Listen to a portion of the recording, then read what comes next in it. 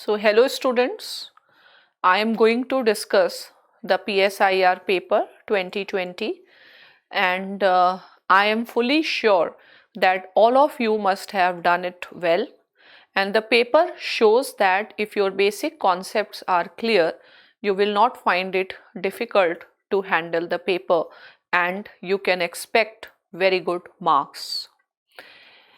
Now let us discuss this paper, but before my impression is the paper can be considered as a comparatively simpler one, and scoring marks will not be difficult.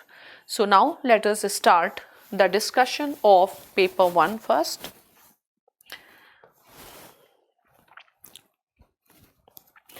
So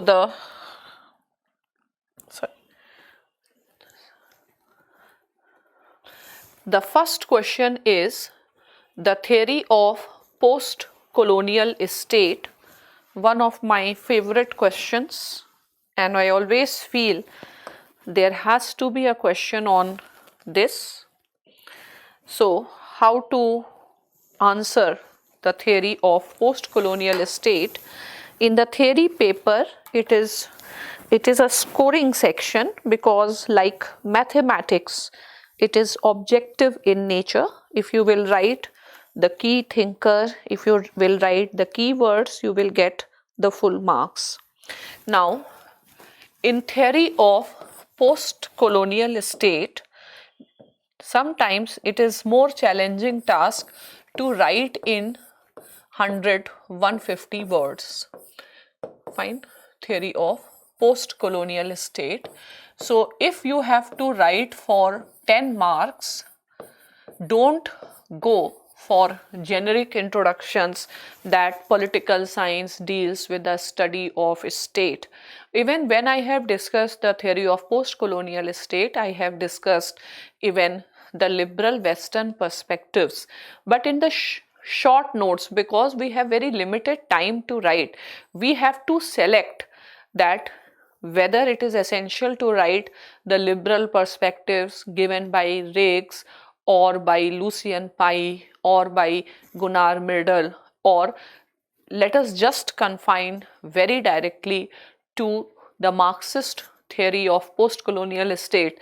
Even in Marxist theory, we have done instrumental theory and the structuralist theory. So out of these, the art of writing 10 marker question is, you should know that out of all relevant things, which is the most relevant, without which and without a full exposition of which their answer does not stand. So I will not write other theories, I will directly go with the post-colonial state theory given by Hamza Alvi. Fine. So the theory of post-colonial state can be analyzed. Yeah, the concept of can be analyzed through the theoretical paradigm given by Hamza Alvi. And Hamza Alvi, you have to write relevant points as briefly as possible. So when you are writing Hamza Alvi, you should tell that Hamza Alvi has applied the approach of structural Marxism in his theory of post-colonial state. So I will say that who applies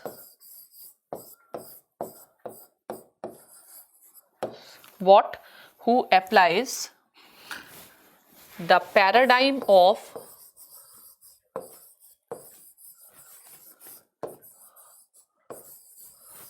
structural approach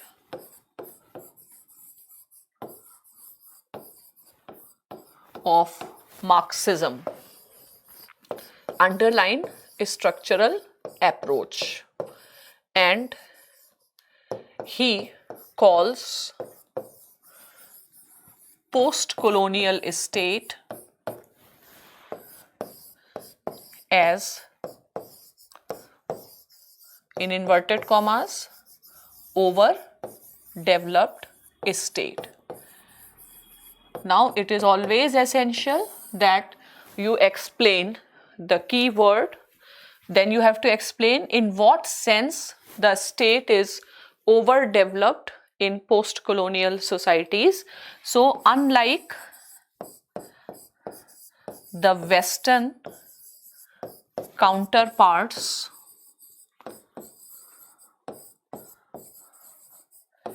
state in post-colonial societies. See, either I can say in the Western countries, state developed or superstructure and economic structure has been in sync, or I can try to save the words, keep it brief and write most essential thing. So here comes the art of writing. So unlike the Western counterparts, states in post-colonial societies, you can write in bracket, superstructure is more developed than basic structure. Superstructure is more developed than the basic structure oblique economic structure. Fine. And then I will write little bit why it is so and what it is so, and I will combine why it is so because the state is not an indigenous institution, what it is so that if economic structure remains traditional and feudal but state is modern because of its colonial origin. So I'll combine these two because I am running short of, because I cannot write beyond the word limit. Fine.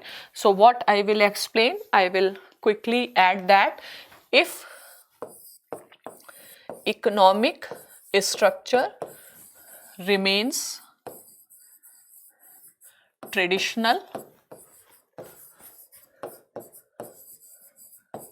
in bracket you can write feudal,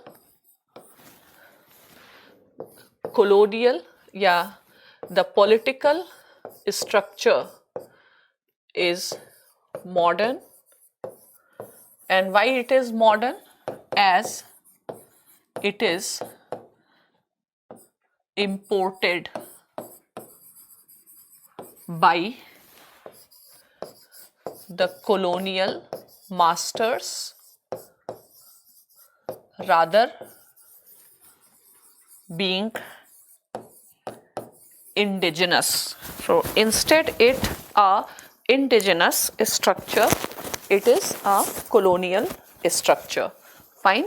So it is imported by the colonial masters rather being an indigenous.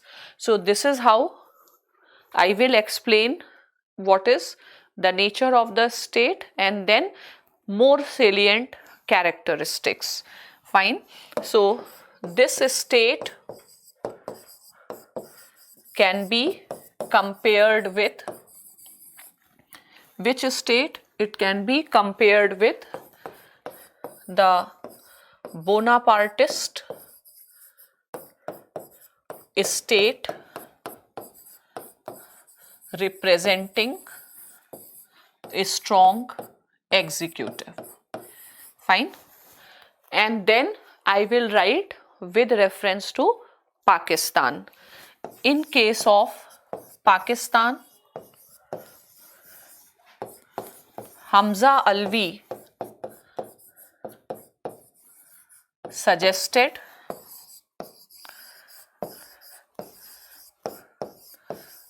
that a state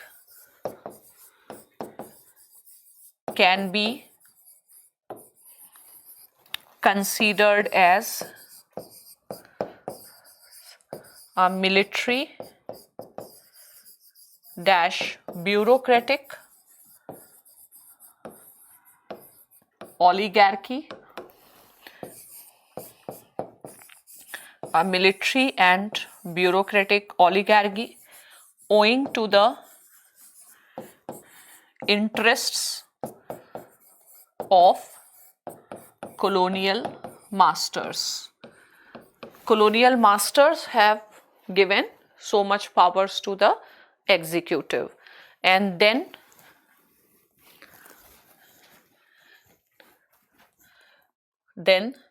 the model of state controlled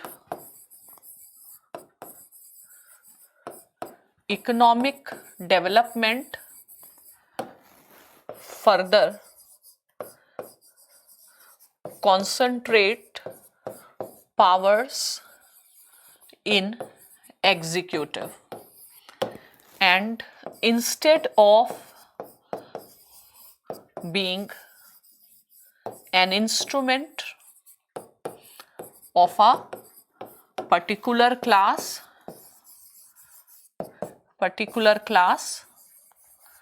state in Pakistan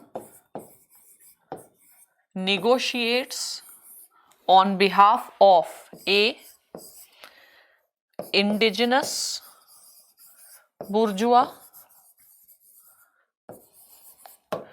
B, metropolitan bourgeois, C, indigenous feudal class.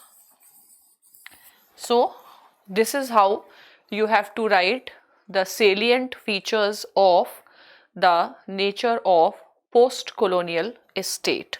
Fine. So now let us see the second question, equality of opportunity.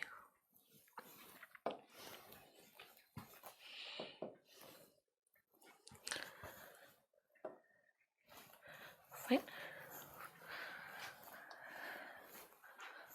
Now the second question, equality of opportunity. Fine. So sometimes you can start a question with a quote also. You can start the question from the quote of Dworkin that equality is a sovereign virtue, and you can write Dworkin and then start about equality of opportunity, and write in a manner that you can even include the limitations of the concept and how you can make it more sound concept of equality of opportunity. So equality of opportunity is a concept of liberalism. Fine. Yeah, you can write it is a liberal conception of equality. Liberalism representing the interest of the emerging bourgeois class held that all people should have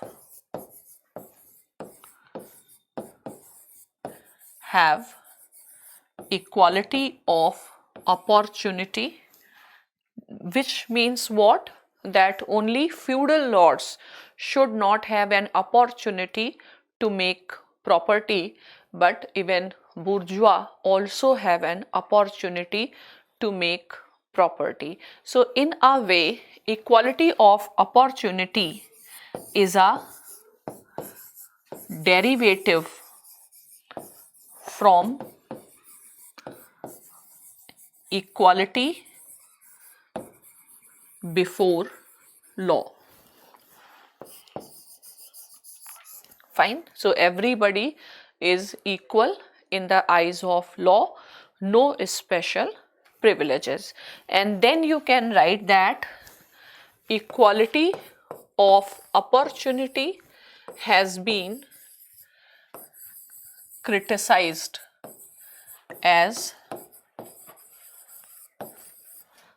a legal or has been criticized as mere formal dash procedural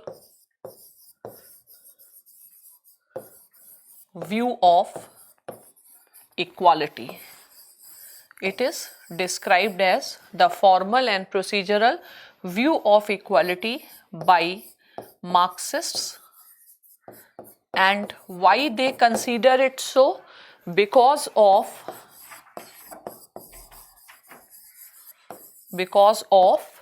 the absence of level playing field, yeah, because of, you can say, prevalence of extreme inequalities in the capitalist societies. Fine. And then we will write that liberal egalitarians like John Rawls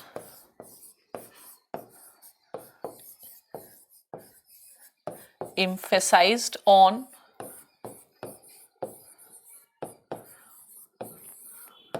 making equality of opportunity fair by providing two conditions.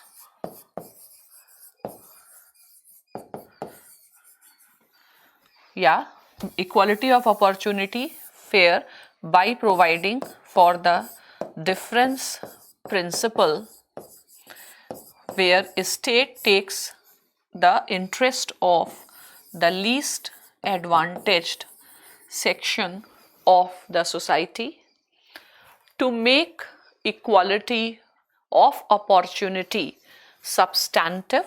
You can write further that to make equality of opportunity substantive, Dworkin suggests to make initial distribution fair,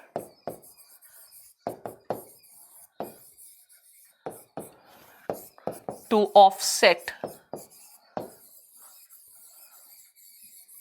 the brute luck. Fine. So keywords underline, and Amartya Sen recommends the capacity building approach. Capacity building approach. So this is how you can discuss equality of opportunity. Now let us see this question: liberalism as a revolutionary idea. Liberalism as a revolutionary idea. So basically, liberalism was once a revolutionary idea. Fine. Because liberalism was the source of inspiration for the liberal revolutions like American War of Independence 1776 or French Declaration 1789. Even I can bring glorious revolutions. Fine. So it was once a revolutionary idea. Why it was a revolutionary? Because up till now the power authority was the domain of the elites, liberals for the first time talked about equality before law, equality of opportunity, the need to restrict the powers of a state instead of the divine rights, the natural rights. So it was considered as a revolutionary idea.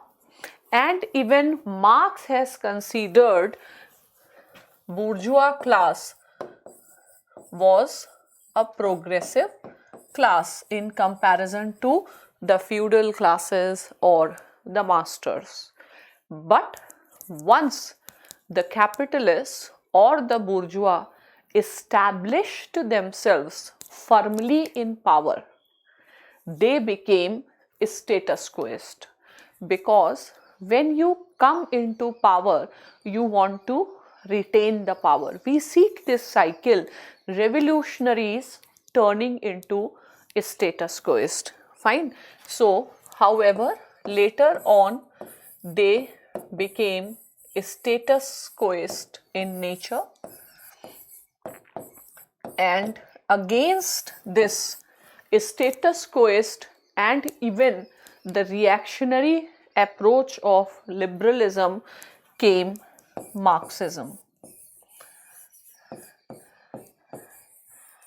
which called that the evolution of the freedom should not be restricted only to the middle classes. It should also reach to the masses at the grassroots level, to the workers and to the poor. So once a revolutionary idea became status quoist, fine, but still you can say that despite this, liberalism has been the longest surviving ideology. And the reason that it has been the longest surviving ideology is because of its liberal nature, because of its ability, because of its flexible nature to accommodate and to manage or to respond to the challenges.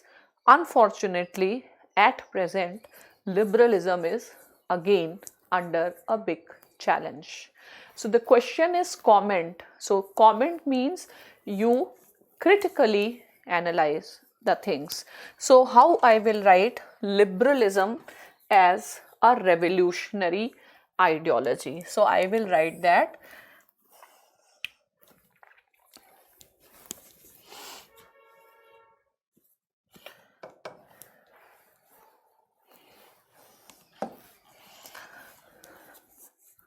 I will write liberalism represent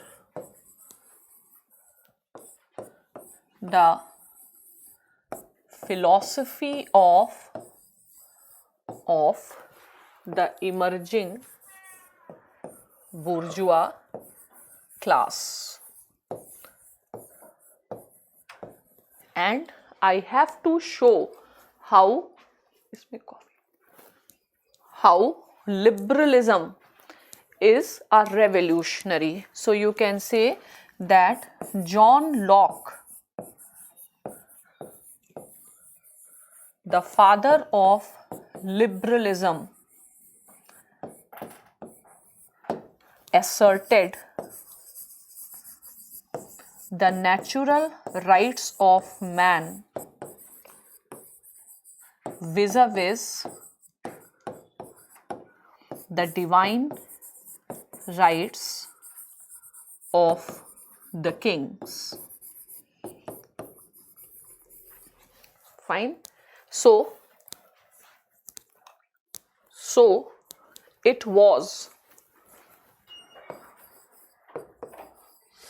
a revolutionary idea in itself. The liberal revolutions like the Glorious Revolution, 1688, the American War of Independence, 1776, the French Revolution, 1789, reflect the revolutionary nature which established equality before law, equality of opportunity. Fine. However, later on, once the bourgeois came to control the power, they turned status quoist. They turned status quoist.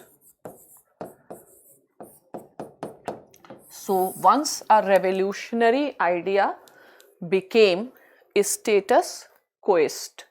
Fine. So Marxists considered them and as status quoist, and in comparison Marxism appeared as a more revolutionary idea, as it aimed at not just the empowerment of the middle classes, but the empowerment of the people at the grassroots level. And such people you can call it as, bracket में for clarity, as proletariats. Fine. And you can say, though liberalism lost its revolutionary character, yet liberalism remained the longest surviving ideology. Fine. Because of its flexible nature. However, at present, liberalism is facing challenges, not as much from left but more from right. So unfortunately, it is facing the challenges from right. Okay. So now Ambedkar's ideas on constitutionalism. So lot you can write about idea of constitutionalism, constitutional morality.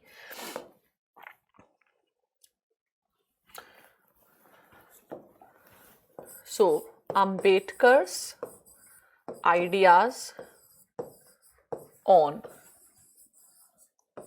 constitutionalism. So what is constitutionalism? Constitutionalism represent the rule of law.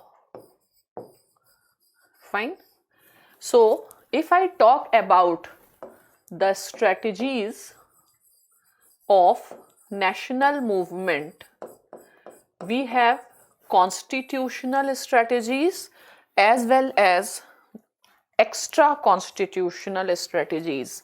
What are these extra constitutional strategies? The Gandhian strategy, or Aurobindo's, for example, passive resistance, satyagrah, or the strategies of revolutionaries. And what is constitutionalism? The constitutionalism is a strategy which says that we can adopt or only those methods of politics or political struggle which are constitutionally permissible. Fine. So if we see India had won the struggle, or India had won freedom not through the constitutional methods but through the extra constitutional methods invented by Gandhi. Now, on the eve of independence, in the Constituent Assembly, Ambedkar, in his speech Grammar of Anarchy, has highlighted that we are entering into the age of contradictions, where a political democracy, we are going to introduce political democracy without social and economic democracy, and it is difficult to sustain. And along with that, he has emphasized that in independent India, there should be no role of the direct methods, because this is nothing, this will lead to anarchy. And now we have a constitution. It is essential that all those who are in position of power or who are in the public sphere, they should adhere to the constitutional morality. He held that the constitutions are not good and bad, it all depends upon who are running the constitution. And it is essential that we all respect the constitutionalism, we respect the constitutional morality, especially those who are in power, because Indian constitution is not just a power map. Indian constitution is a transformative constitution which aims to convert a highly inegalitarian society into a egalitarian society. So we have to develop the culture of respect, and Ambedkar also held that today Britishers are not there that we can shift our blame. So constitutionalism is essential. When we have our own government, if we do not follow constitutionalism, it will lead to anarchy. India had been slave earlier, India can again become slave. So something around this you can discuss, Ambedkar's idea of constitutionalism. Fine. So Ambedkar's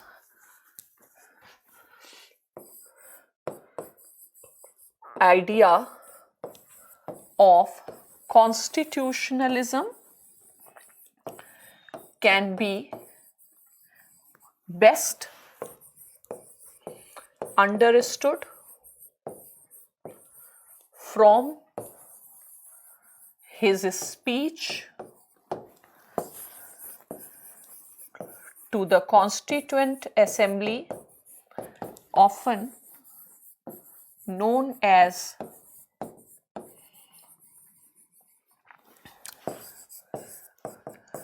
Grammar of Anarchy speech.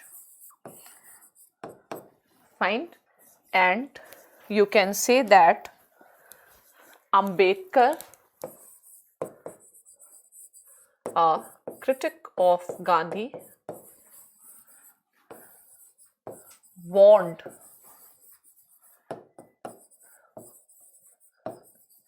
that in India there should be no role of extra constitutional methods. Fine. And it is essential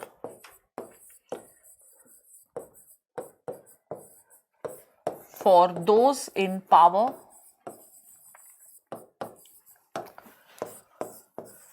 to adhere to constitutional morality. Fine. While referring Grote, Ambedkar defined constitutional morality as a reverence towards the Constitution. He held that the democracy in India is a topsoil. We have to nurture it. Today, Britishers are not there to shift the burden.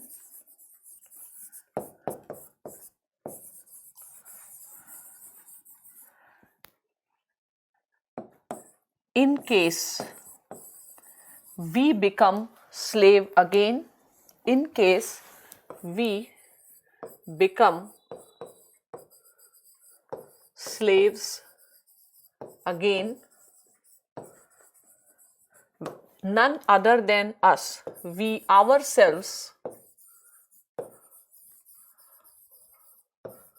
will be blamed. And since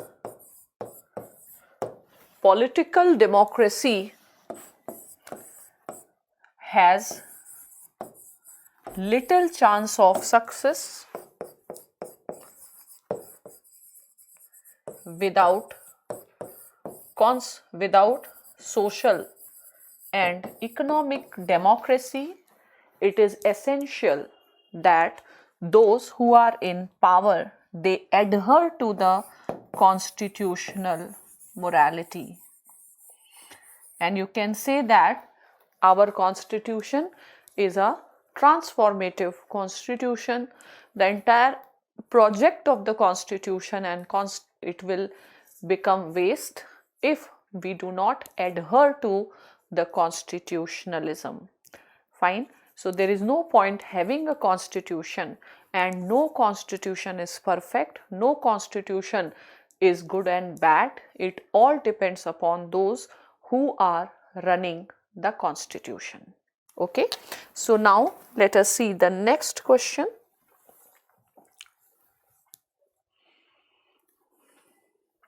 Machiavelli's secularism.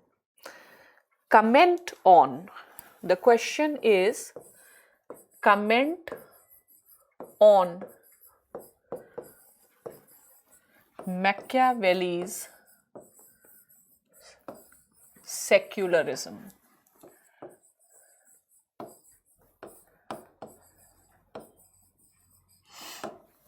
So, we can say that Machiavelli, it is said that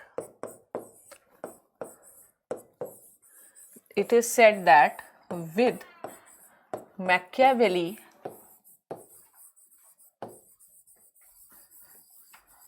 a new road starts. A new road of politics starts. Fine. Machiavelli can be regarded as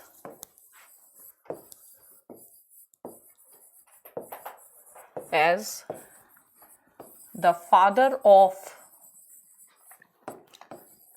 secularism in political philosophy. He was the first person to establish the autonomy of politics. He clearly established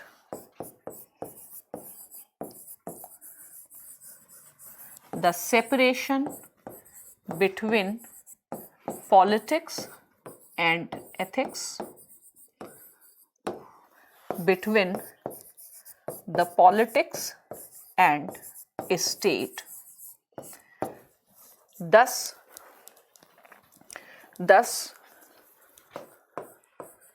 by separating the sphere of politics and by separating the sphere of state and church, not only he laid the foundation of European secularism, not only he laid the foundation of European secularism, he also ended the dilemma of the theory of two swords. The theory of two swords prevalent in the medieval times. Fine. And he established, or he clearly established, the primacy of the state and national interest.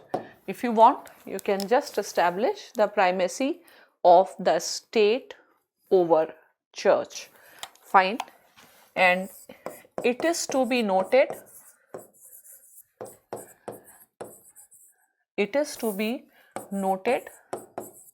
that he was not anti-religion. He was not anti-religion. He had utilitarian view of religion. He believed that religion can be utilized by the prince in the national interest. So he basically suggests that church should not use the state, rather state should use the religion if needed for the national interest. So Machiavelli can be considered as the father of European secularism in Western philosophy, the first person in whose thought we see the end of the dilemma between the sphere of the church and the sphere of the king or pope and the king. He clearly established that the state or in statecraft is not limited by religion and ethics. Now, if you want, because the question is on comment, you can say that Gandhi rejected the Machiavellian secularism. Gandhi held that religion should be the guiding force. There is a need for spiritualization of politics. Gandhi held that there is a need for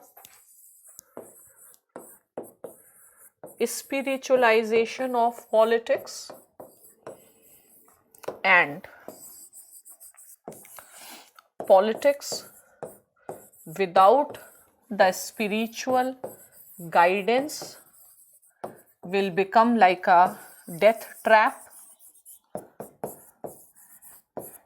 and the Gandhian secularism is not Machiavellian in nature.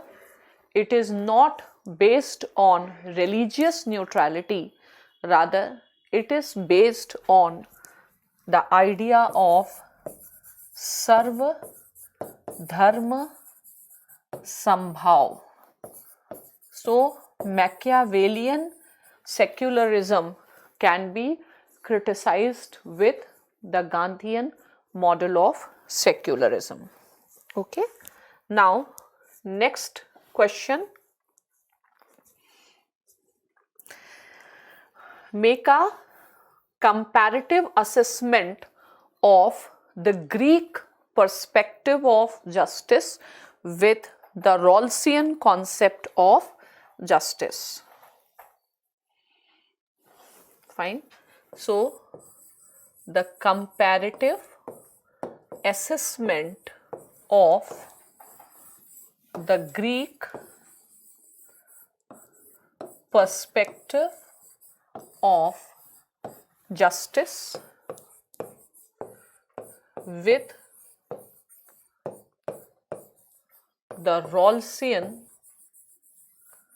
perspective of justice.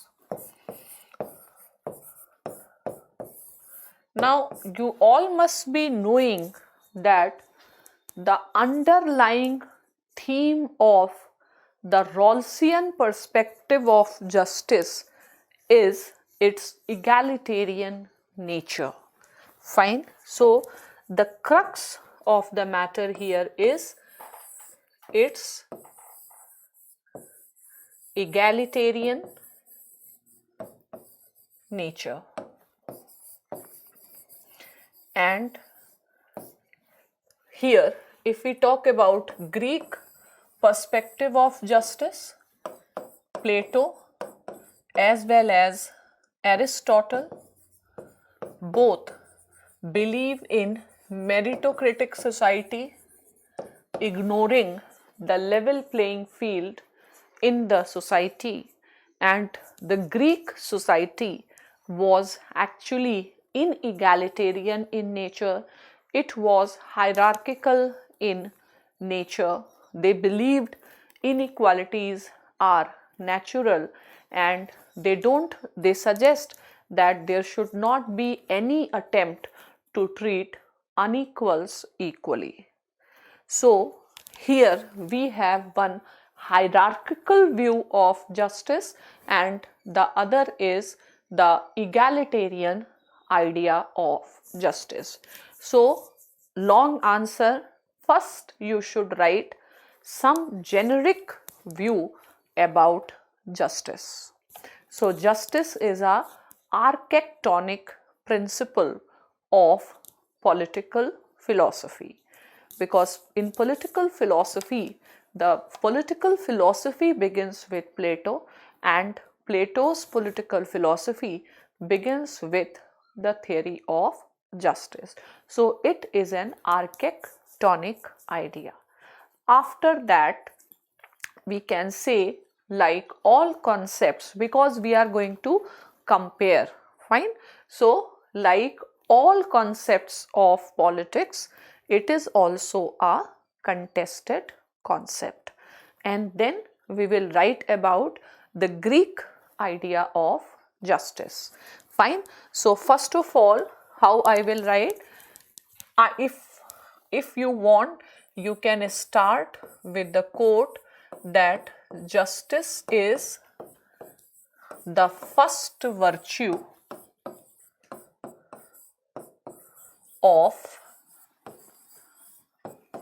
the social system, as truth is the first virtue of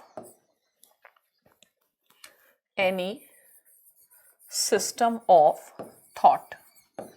Fine. When you will give the quote of Rawls, normally in the theories of justice, you can give the quote of Rawls, and when you specifically give the quote of Rawls, it also shows your mindset that you support which idea of justice. So I will start with the generic to the particular.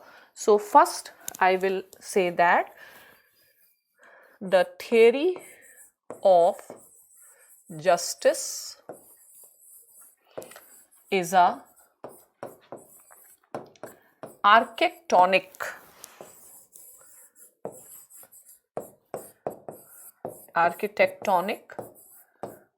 principle of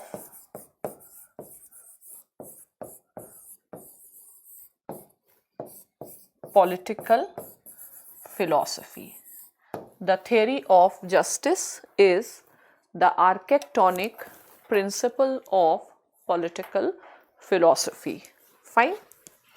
And then you can say that political philosophy starts with Plato,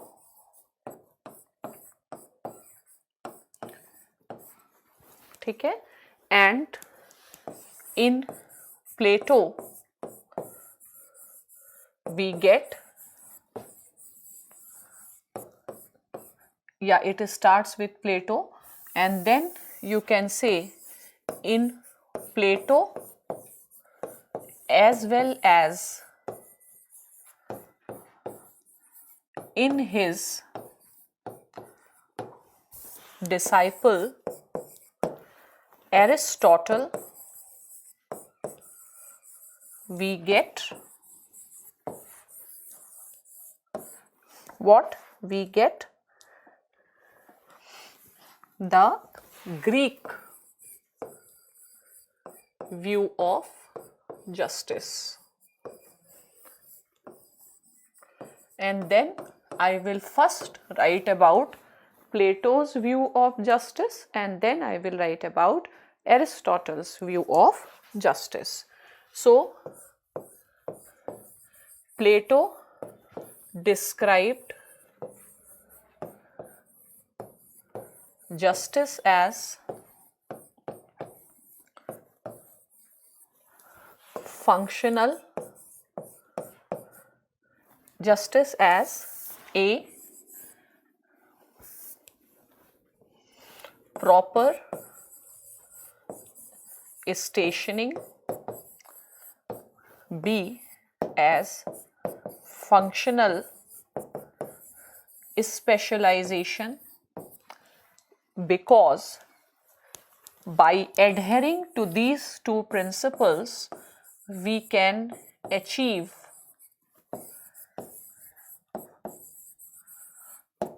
the objectives of justice, that is excellence and harmony, excellence and peace and harmony. And because for Plato justice is a virtue, virtue is an excellence, and by adhering to these two we can achieve excellence and harmony. Next, Aristotle gives the theory of justice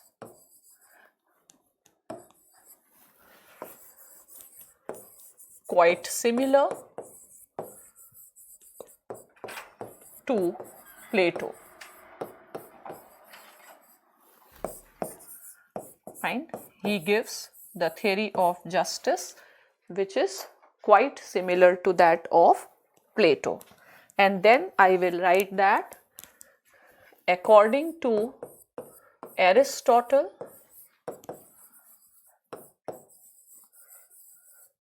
comma, it is unjust to treat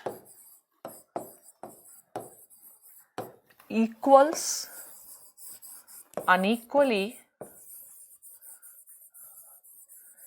and it is equally unjust to treat unequals equally. Fine. Unequals equally, and we can say that in his theory of slavery, where he makes a distinction between the master and slave, we can see the application of this principle, and it will be injustice for Plato if we treat masters and slaves equally.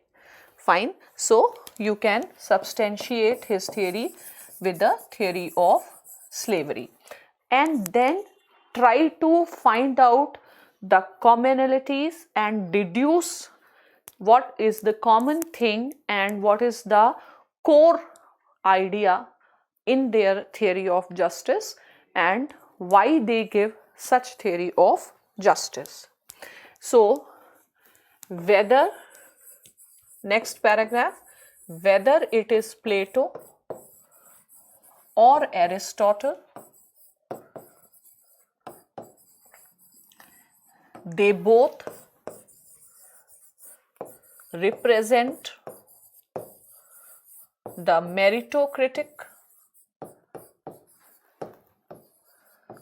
principle of justice. The meritocratic principle of justice, that is, rewards in proportion to the merit, the meritocratic principle of justice. Such idea of justice represent the ethos of ancient Greece. So ancient Greece was a hierarchical society, and in hierarchical society, inequality rather than equality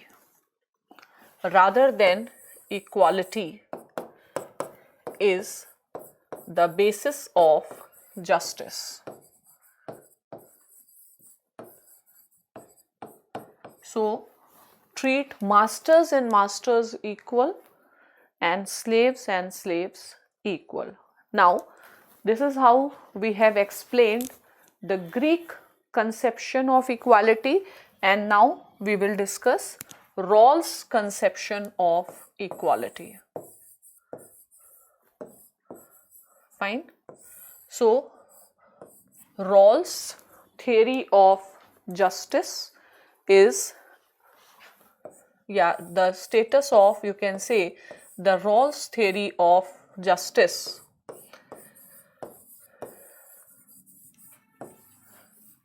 published in his book Justice as Fairness,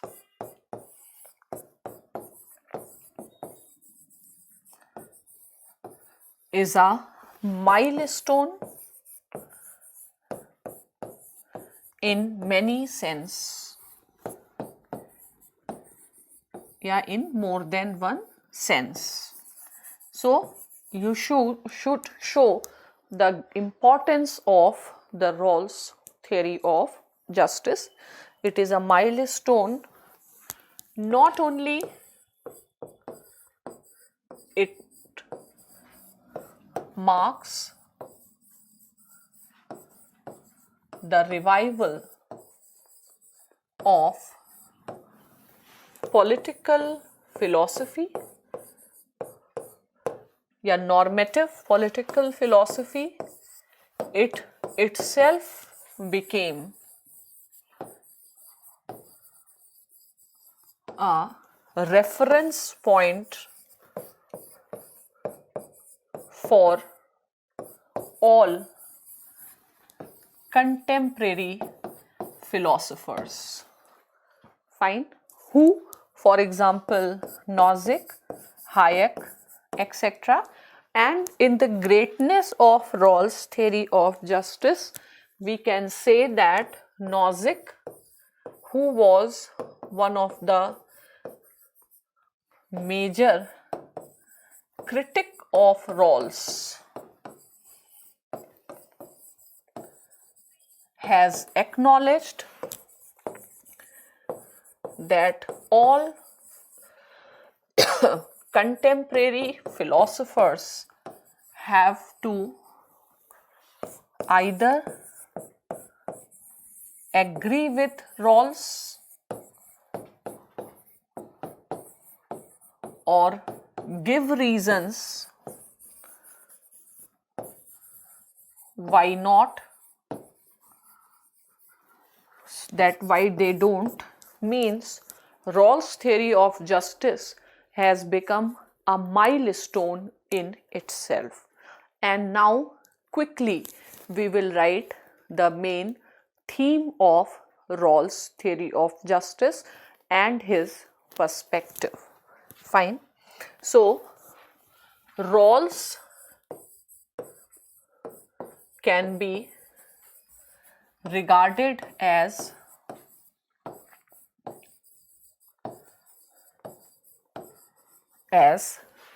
an egalitarian thinker. So Rawls rejected the utilitarian theory of justice, utilitarian theory, and in that place gave the egalitarian theory of justice. Fine. Next, Rawls' theory of justice as fairness comprise of three principles in lexical order, three principles in a lexical order based on three principles in lexical order. First, maximum equality, maximum equal liberty. B, fair equality of opportunity. And C, benefit to the least advantaged section of the society. Now, after writing these three principles, you have to emphasize on the essence of John Rawls. So, Rawls' theory of justice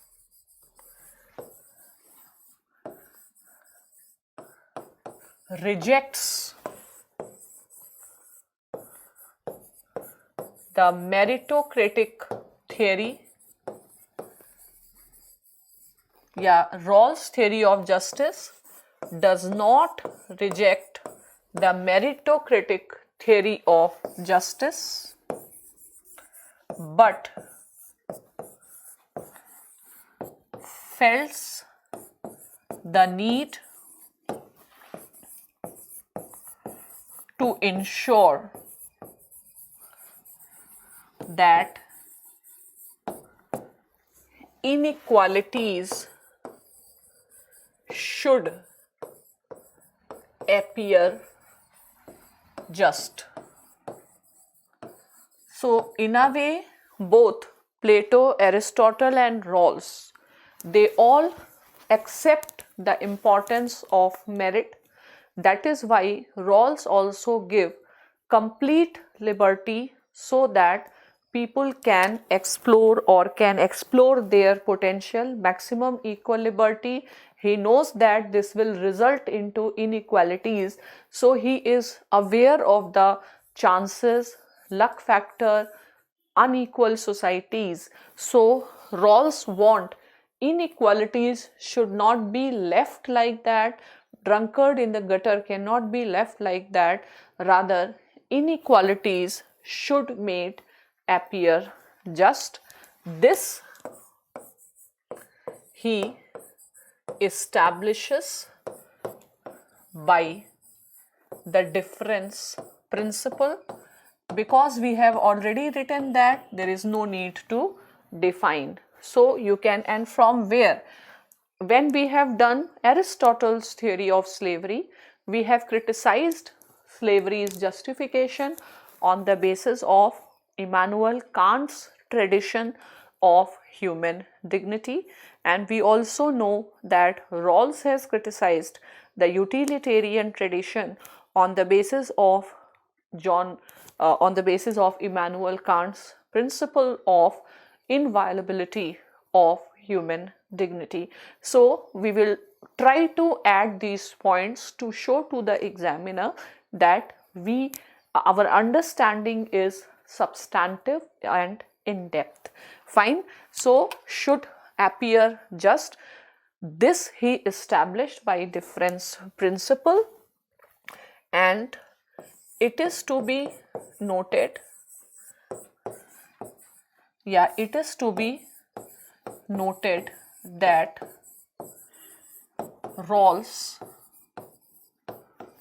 is inspired by Immanuel Kant's tradition of human dignity. Fine. And then you will write that, in the words of Rawls, the principle of justice has to be found on the inviolability of human dignity. Inviolability of human dignity. And then, because the question is asking contrast, and you can start contrast from here itself. So Rawls' emphasis on inviolability of human dignity projects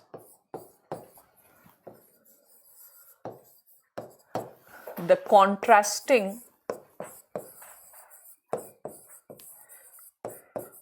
approaches of the two theories. The contrasting approaches of the two theories. In Greek theory,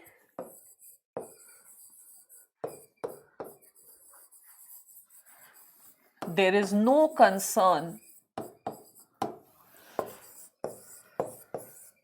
for human dignity, and in bracket you can write about Aristotle's theory of justification of slavery, whereas in Rawls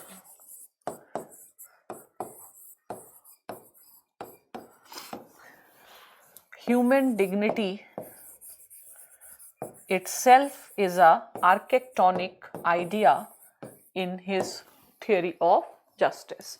And in the conclusion, you can say that Rawls' theory of justice, though itself criticized by many of contemporaries, is definitely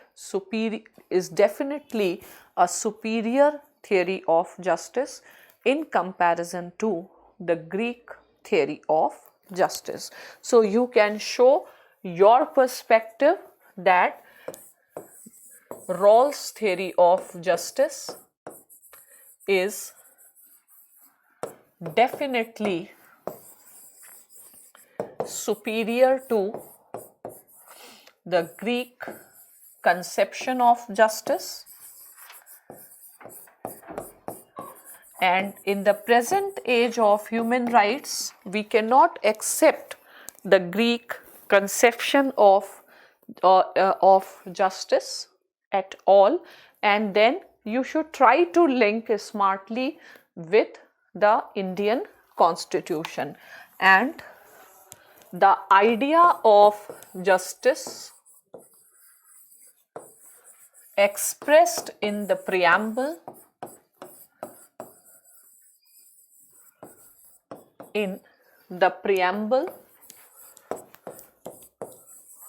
of the Indian Constitution, that is justice, social, economic and political come near or is very much close to the Rawlsian theory of justice. So you should show that you have a depth of understanding, you show your normative judgment, and obviously your normative values have to be in sync with the normative values of our Constitution. Fine. So now let us see next question.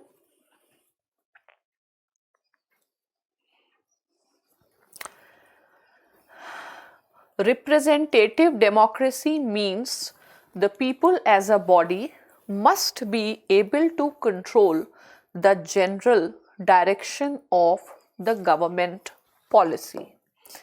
Fine. Now in this question,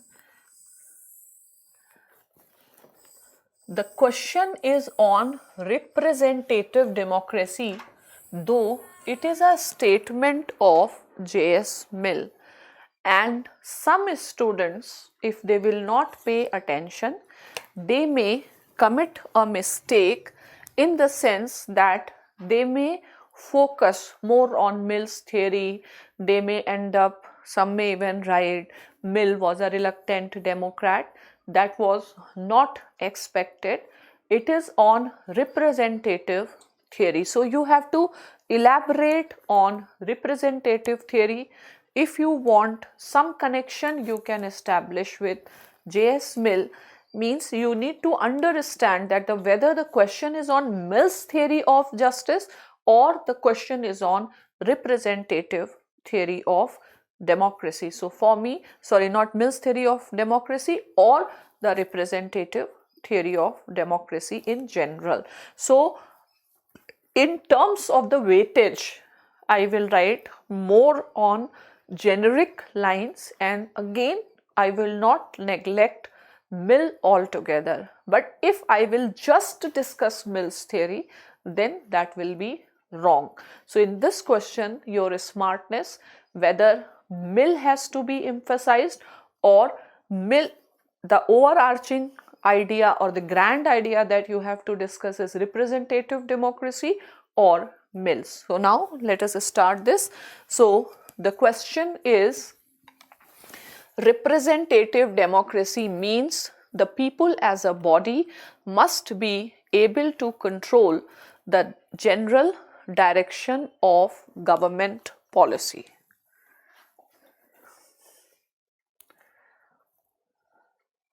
So the question is, representative democracy means people as a whole should control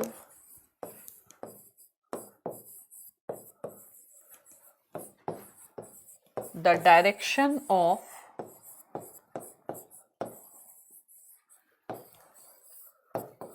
government's policy. And it is saying J.S. Mill, and the question is saying comment. So I will first write about democracy. So, and then how will I open this question? So this question I will start with the quote of Winston Churchill that democracy is the worst form of government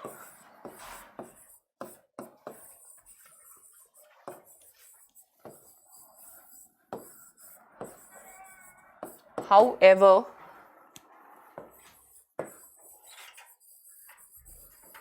it is the best form till we do not discover better.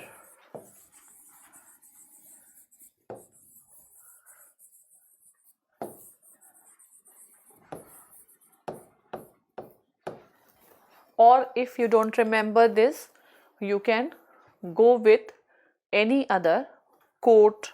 It can be Amartya Sen's quote on democracy, but since we are discussing about form of government, I will prefer this. Fine.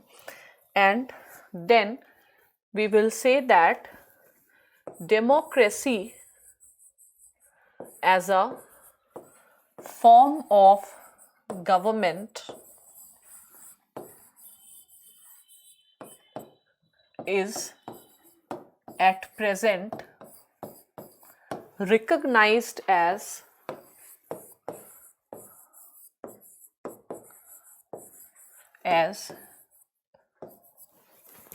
the most desirable form of government. And because the question is on representative democracy, I will turn more towards representative democracy. So there are three models of democracy. A, representative model. B, participatory model. C, deliberative democracy. And then I will explain what is representative democracy. Fine. So next paragraph will be on representative democracy, and I should be in a position to define what is representative democracy. Fine. So though, yeah, we can write, because in the question Mill is referred, we know Mill's idea, so we can write this answer with reference to Mill also, but don't make a mistake that the scope of the answer has to be beyond, or it is not just limited to Mill. So what I will write, representative democracy, that J.S. Mill in his book on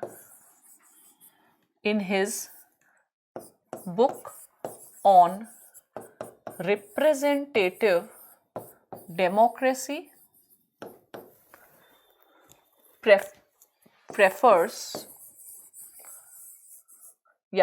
on representative government. On representative government prefers direct democracy as an ideal type, but in context of modern complex societies, he prefers representative democracy as the best practicable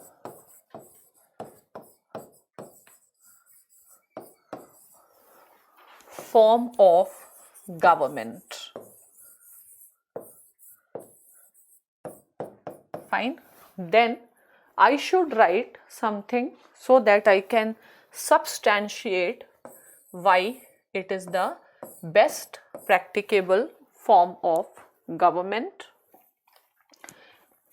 And if I have to write, I can write through the reference of Mill also. According to Mill, only democracy is compatible with the freedom of speech and expression. Fine. And in representative democracy, people are in a position to control the government or to control the policies of the government through their representatives. Fine. And then try to define representative democracy also. Representative democracy first emerged in ideas of John Locke. John Locke,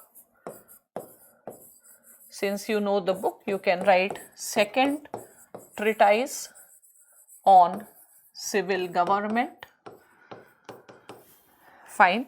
And in a representative democracy, people elect their representatives. Fine.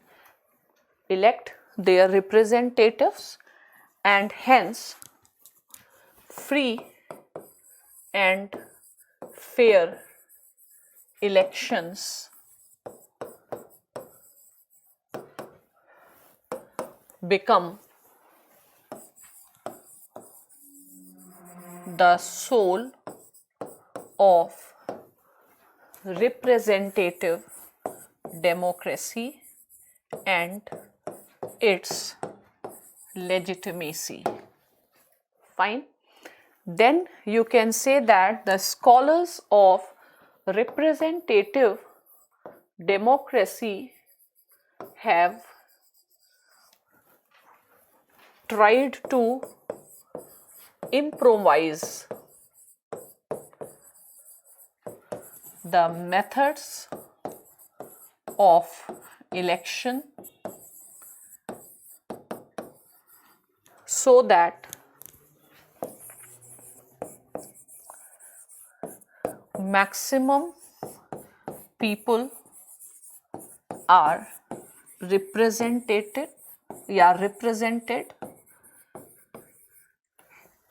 and with the minimum wastage of votes.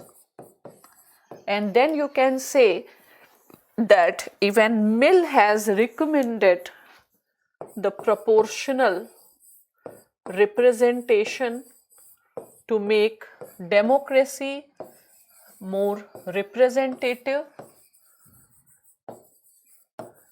consensus based or consociational, and to prevent it from becoming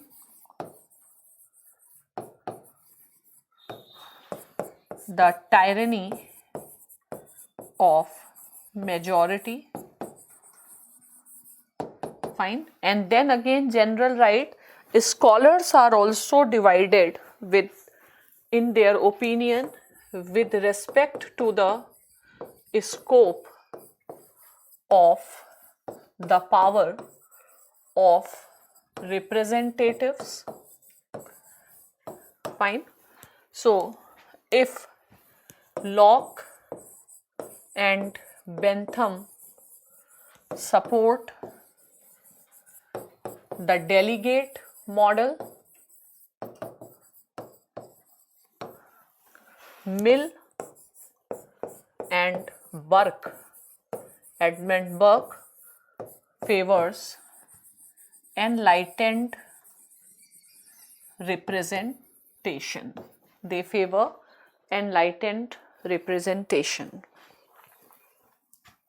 And then you can also suggest that the representative democracy has often been criticized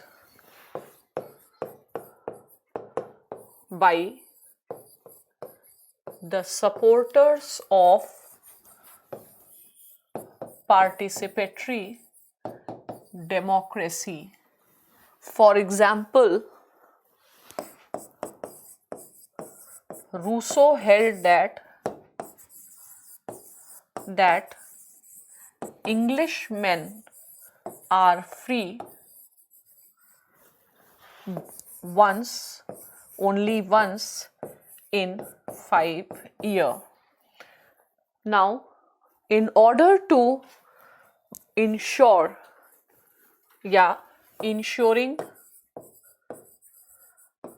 the representativeness of democracy is also a challenging task.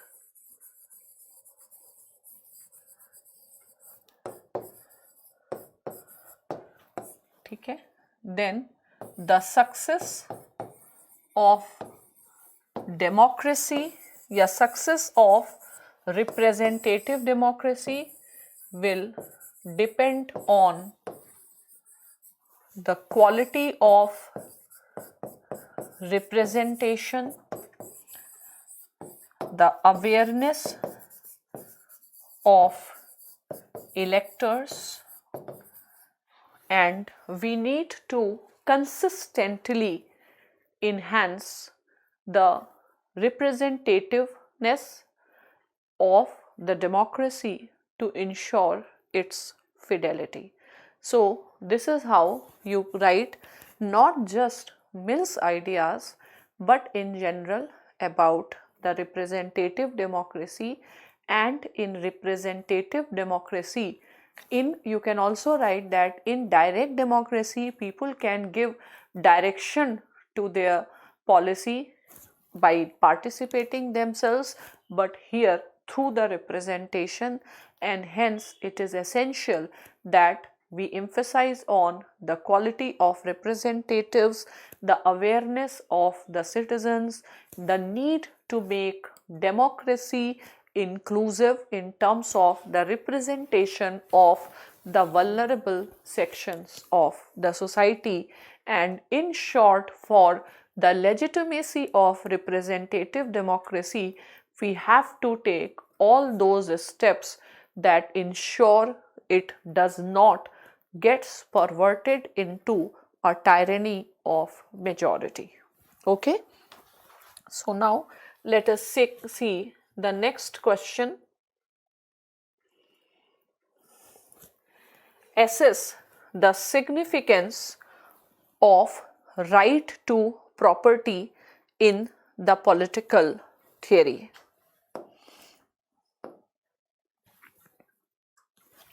So, assess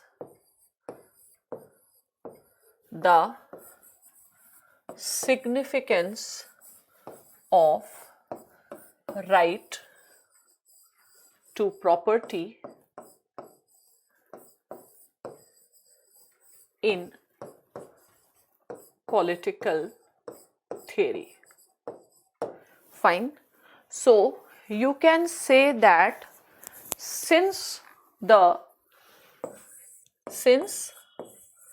beginning of political philosophy, या political theory, political scholars have been engaged in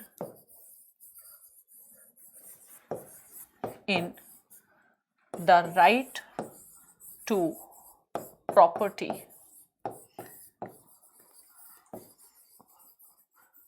Fine. So, if Plato considered property as a source of corruption and recommends a very radical measure of communism of property, Aristotle considers moderate property as virtue because it is linked to rationality. And then we will say that the issue of right to property has been central to the modern political theory since the work of John Locke. Since the work of John Locke, even in medieval time, we see Filmer engaging himself with the theory of property. So you can say that even in medieval time, we see scholars like Filmer engaged in the justification or exploration of right to property.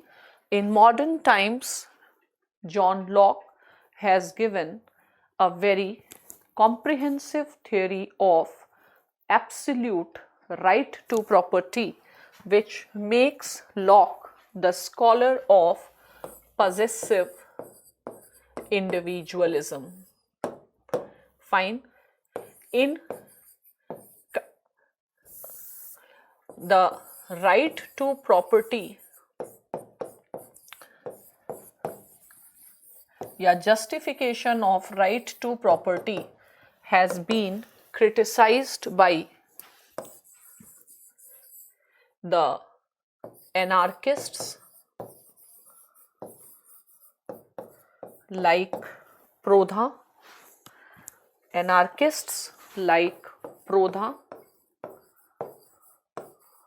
who held that private property is a theft.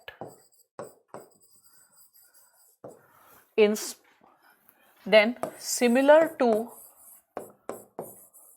Prodha, Marx also considered private property as evil and recommends the abolition of private property. And then you will write that in contemporary, even you can write that since the question of right to property is inextricably linked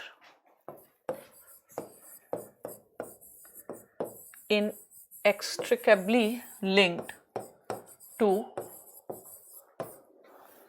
the issue of justice. Contemporary scholars like Rawls, Nozick, Dorkin, Amartya Sen are all engaged in the analysis on right to property. If Rawls suggests that property, a part of property, has to be contributed for the benefit of the least advantaged section of the society, Nozick, in his theory of entitlement of justice, again assert the Lockean claim of absolute right to property. Thus, the discussion on right to property, because of its fundamental linkage with the theory of justice, has been central to the political philosophy in all ages. So now let us see question number 3a. Explicate the ideological components of Gandhism. Explicate the ideological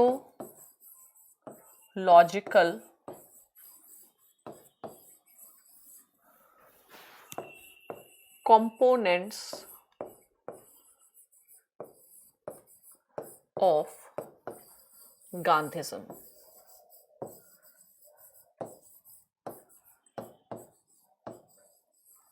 Fine. So, I will start this answer with the quote of Professor Humayun Kabir. So, according to Professor Humayun Kabir,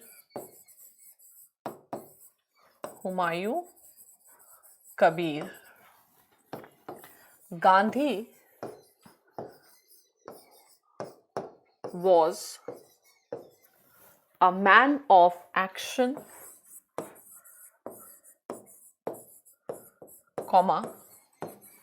and cannot be considered as a philosopher in conventional sense,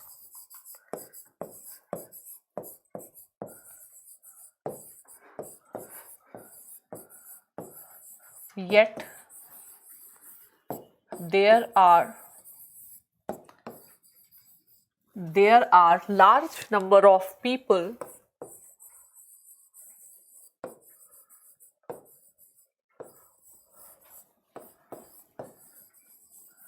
who consider him,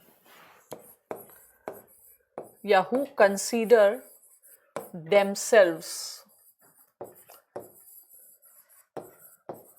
as Gandhian, show the existence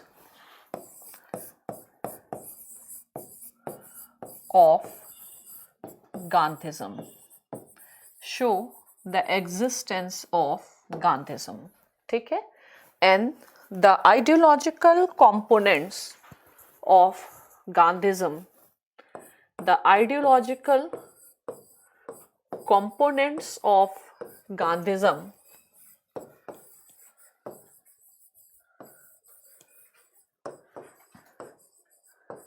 can be described as, can be explicated or discussed as the most important or the architectonic principle of Gandhism is the philosophy of ahimsa. and the continuity of ends and means. The philosophy of ahimsa and the continuity of ends and means.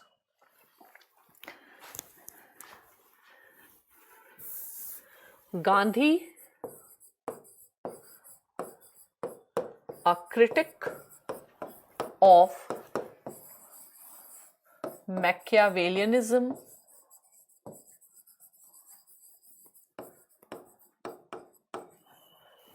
presents a very contrasting view of politics from the Western tradition and is strongly rooted in the Indian tradition. Fine. Then you can say that ahimsa for Gandhi was not just a political principle, it was a matter of faith. Ahimsa and or Gandhi, unlike Machiavelli, who goes for the separation between ends and means, Gandhi believed in the continuity of ends and means and the continuity of ethics and politics. Gandhi's principles and programs, whether it is a program of Satyagrah or the program of Swaraj or the program of Sarvodaya, it all is based on the idea of or based on his two architectonic principles, ahimsa and ends as well as means. So, if we take Swaraj or if we take Satyagrah, the essential component of Satyagrah is the truth and non-violence. And according to Gandhi, if the battle of Indians is the battle for truth, the means have to be ahimsa or means have to be pure. He never accepted the logic that we can achieve the right ends by unfair means. Similarly, in his idea of Swaraj, we see the essence of ahimsa. For Gandhi, Swaraj was not just the liberation from the foreign rule, but an attempt to give a life of dignity to the people. Gandhi believed that there has to be the democratic decentralization. Gandhi, a moral anarchist, considered a state as a soulless machine and incompatible with his idea of Swaraj.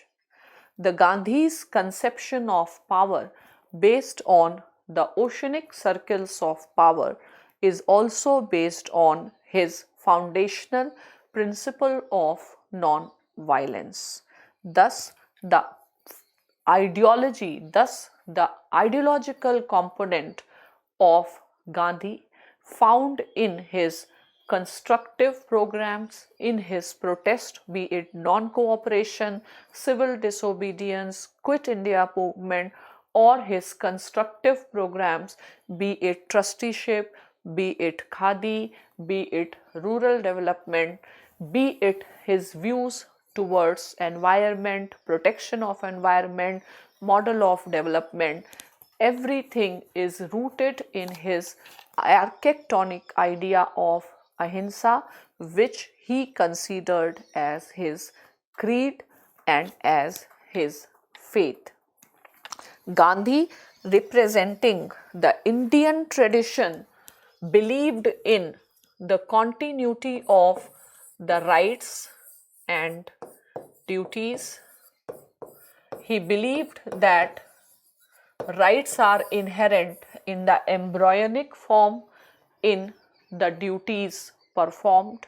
He emphasized on bringing ethics in politics, the concept of Swadharma of Gita, the architectonic idea of Indian philosophy.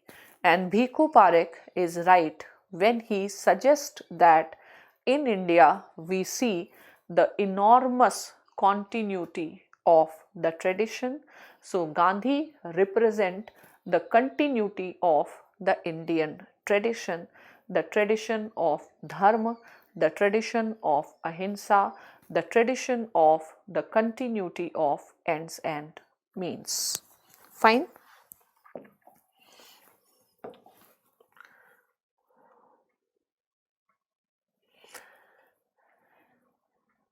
Now the question is also asking the analysis of the ideological components of Gandhi.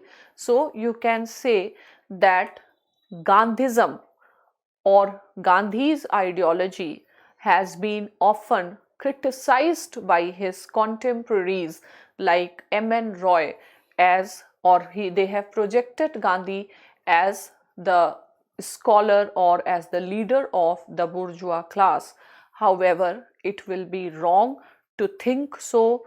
Gandhi's ideology is the most relevant ideology in our times, having the capacity of application in all domains of life, be it economic sphere, be it social sphere, be it in the environmental sphere. In fact, in Gandhi's 7 sins, we can understand the essential components of his political ideology, where Gandhi said that politics without ethics, commerce without ethics is all sin. So I hope you have understood how to analyze, and in the end you can write about the relevance of Gandhism. So the relevance of Gandhian ideology has been recognized worldwide, and if we talk about Schumacher, Small is Beautiful, where he suggests a Gandhian approach to development, and never ever or never before the relevance of Gandhi is as it is in present time, where we need, if we want real solutions to the problems like climate change, to the growth of radicalism and extremism, we have to understand Gandhi again, and we have to understand the relevance of Gandhian ideologies. So here in explicating, it is also essential that you can highlight the relevance of Gandhism. Now examine the nature and meaning of power.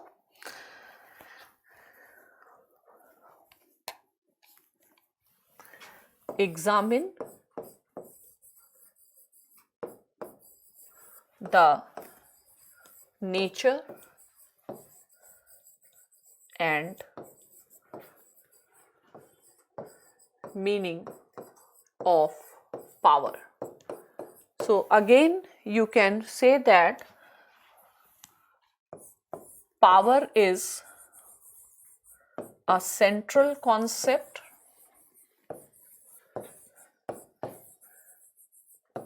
yet the contested concept. Power is the central concept yet the contested concept in political philosophy. Stephen Lukes has discussed or categorized the theories of power or he gives the three-dimensional view of power. Power as decision making. For example, we find in the ideas of Hobbes, power as agenda setting, as we find in the works of Marx, and power as a thought control process, as we find in Gramsci and Foucault. Fine. And then we can say that power as defined by Robert Dahl is a capacity to get things done by the others, even against their wish, to get the things done even against their wish. So, in contrast to the coercive view of power,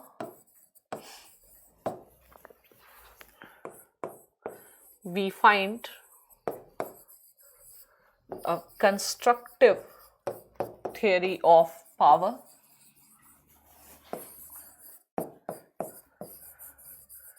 in Gandhi, in Gandhi's concept of oceanic circles,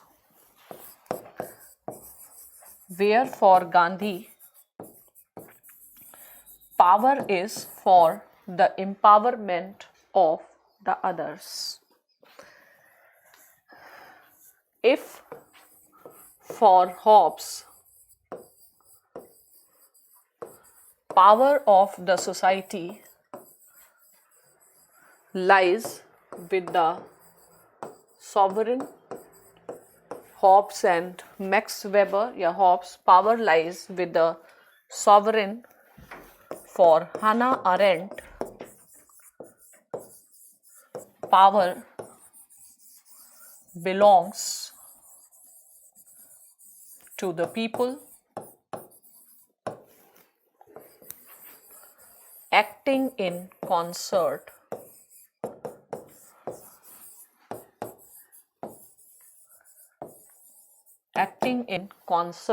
with each other. Next, if Marx emphasized on the instrumentalist view of power, where power lies with the economically dominant sections of the society because they control the economic structure, Gramsci, through his concept of hegemony, talks about, mention about soft power or hegemony. And then one of the most innovative idea of power is found in Foucault, who shifts our attention from the state-centric to the society-centric view of power, which shows us the micro view of power rather than macro view of power. Foucault held that power is flowing throughout the society like capillaries or the network of capillaries, and thus he held that power is flowing in the form of discourses. Foucault has made a significant contribution in the understanding of power. He says that power is not always coercive, power is productive, power leads to the formation of identity, and he also suggests, or he has also made a very significant contribution when he gives the concept of governmentality and biopower, highlighting the emergence of disciplinary societies and the new techniques of power used by the states in present time to control the population.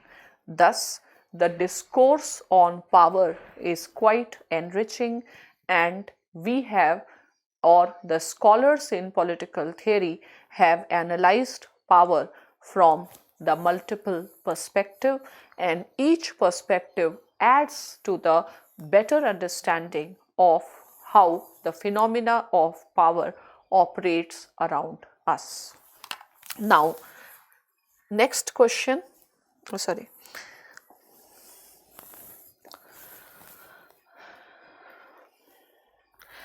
Explain the sources of ancient Indian political thought. So, explain the sources of ancient Indian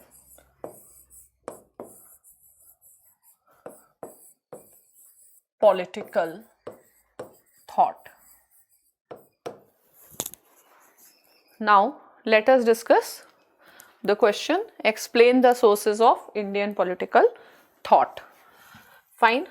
The question is on sources and how you visualize Indian political thought, but it should not be you just write the sources and move on. Fine. So we will build some base of this question. Fine. On Indian sources on Indian political thought.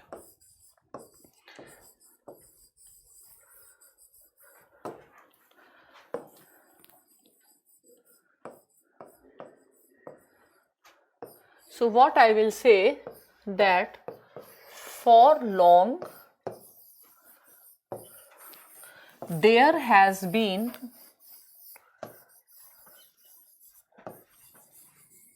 a perception among the Western scholars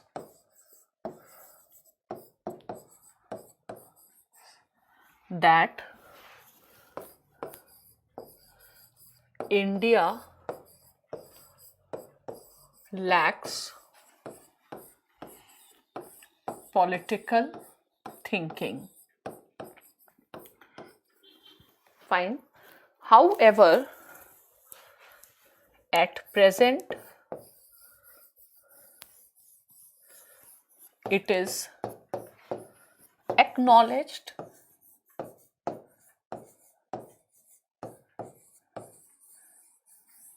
that India is a place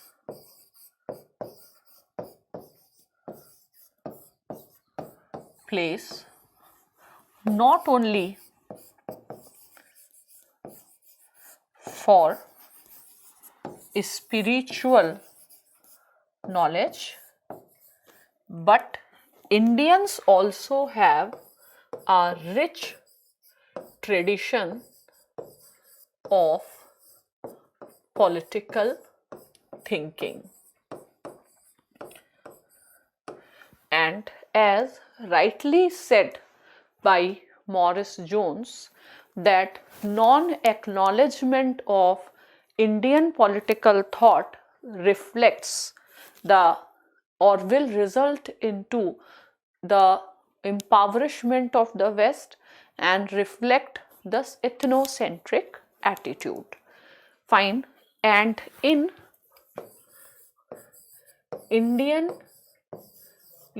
ancient Indian texts, politics is described as Dand Niti. Politics is described as Dand Niti or Raj Niti Shastra. And the two architectonic principles in Indian political thought are Dharma and Danda. Dharma and Danda. So, the main objective of the state is to ensure that different varnas follow their varna dharma, and since man is subjected to perversion, it is essential that there is a rod or dand to ensure the discipline and to ensure dharma. Fine. And then you can say that according to Bhikhu Parekh,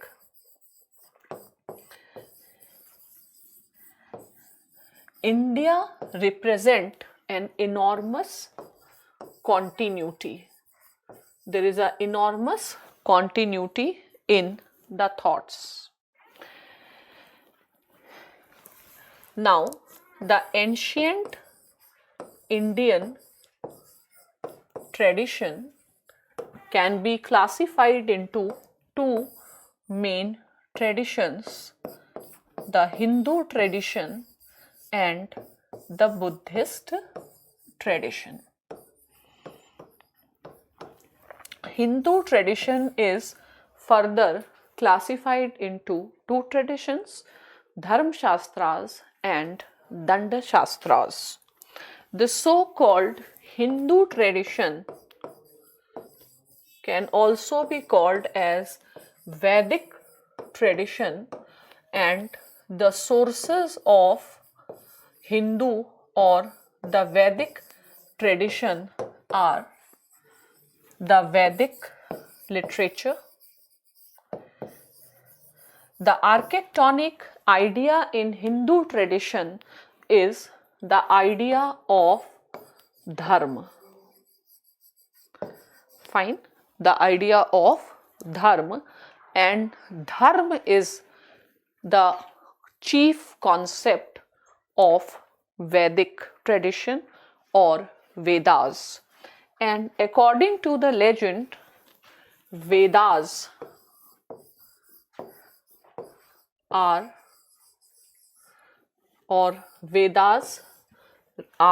revealed knowledge. So if the Indian tradition is based on Vedas and Vedas are the revealed knowledge, then the ultimate source of Hindu tradition is the Brahma or the creator of universe himself. Next, on Vedic tradition is based Dharma Shastras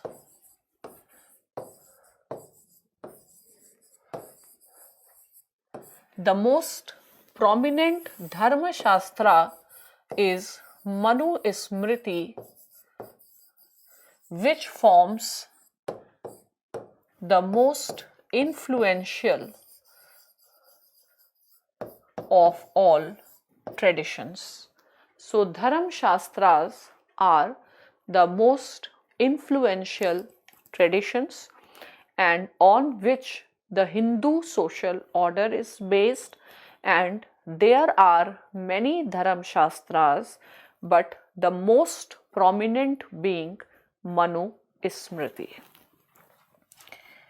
Now, the Artha Shastra tradition, Danda Shastra tradition also exists, and Kautilya's Artha Shastra is the most important source to understand the tradition of Danda Shastra or Danda Niti.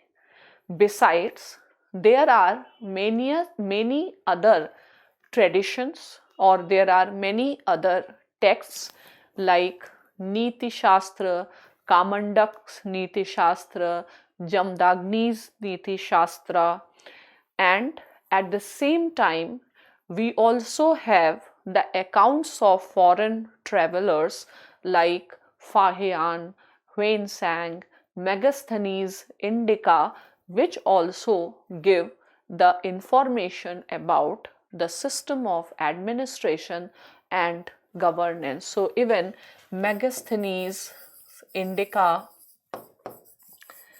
Fahian, Huensang,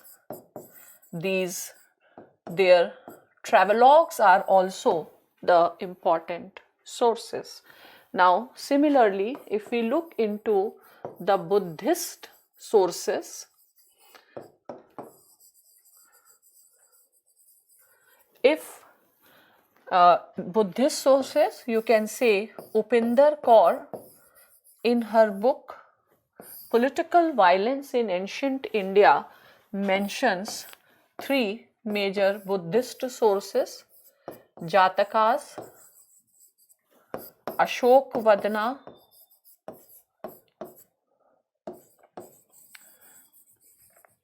and Buddha Charitam. So, Ashok Vadna, Jatna, Buddha Charitam, these Buddhist texts can be considered as the important source, and then you can just don't write about source, you can write about these sources tell us about the Buddhist conception of origin of state, kingship, concept of Dhamma. Another very important source is Ashokan edicts,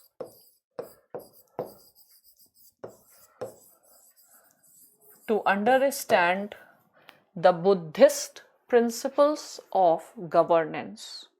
Thus, Indian tradition, India has a rich tradition, various sources from literary to the edicts, literary to the material sources, even the travelogues of the foreign travelers, they give us a rich account of India's political tradition, and it would be wrong to say that India is not a place for political wisdom. It will also be wrong to say Indians lack strategic culture.